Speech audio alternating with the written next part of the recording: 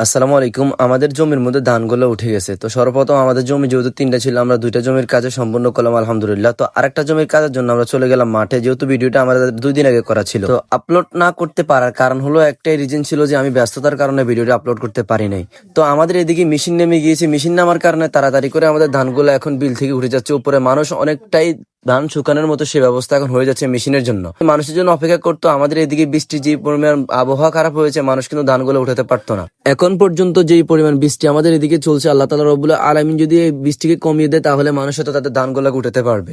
অল্প কিছু জমি ছিল যেগুলো তাদের ধানগুলোকে উপরে উঠিয়ে ফেলতে ফেলছে মেশিন দিয়ে কেটে, আর বাকিগুলো এখনো জমিগুলা মাঠ বিলের মধ্যে পড়ে আছে। অনেক ফসল এখনো বিলের মধ্যে পড়ে আছে। আমাদের কৃষক ভাইরা তাদের ফসলগুলো এখনো মাঠ থেকে উঠাতে পারেনি। তো মেশিন নামার কারণে আমরা মেশিন দিয়ে আমাদের ধানগুলোকে আমরা সংরক্ষণ করতেছি বা কাটতেছি। কাটার পর আমরা এগুলোকে আমাদের বাড়ির মধ্যে নেওয়ার জন্য আমরা প্রস্তুতি গ্রহণ করতেছি। যেহেতু সেই বিলে, যে বিলের মধ্যে আমরা আমাদের ধানগুলোকে কেটেছি, সেই বিলের পাশে আমরা আমাদের ধানগুলোকে শুকানোর জন্য সে ব্যবস্থা করেছি। আপনাদেরকে আমরা পুরো ভিডিওতে দেখিয়েছি।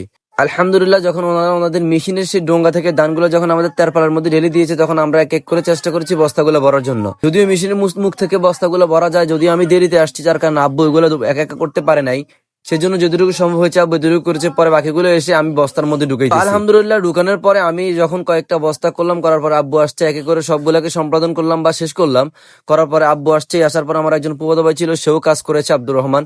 সে কাজ করার পর আব্বু সকালে কাজ করে আমরা সম্পূর্ণ ধানগুলোকে আমরা উপরে উঠে ফেললাম। তো আল্লাহ তাআলার অশেষ মেহেরবানিতে আলহামদুলিল্লাহ আমাদের ধানগুলো আমরা শুকানোর পরে বাড়িতে নিয়ে আসছি। বাড়িতে নিয়ে আসার পরেই শুরু হয়ে গেল বৃষ্টি। এখনো আমাদের একটা জমি এখনো পড়ে আছে, প্রায় বিলের মধ্যে আমরা উঠাতে পারিনি।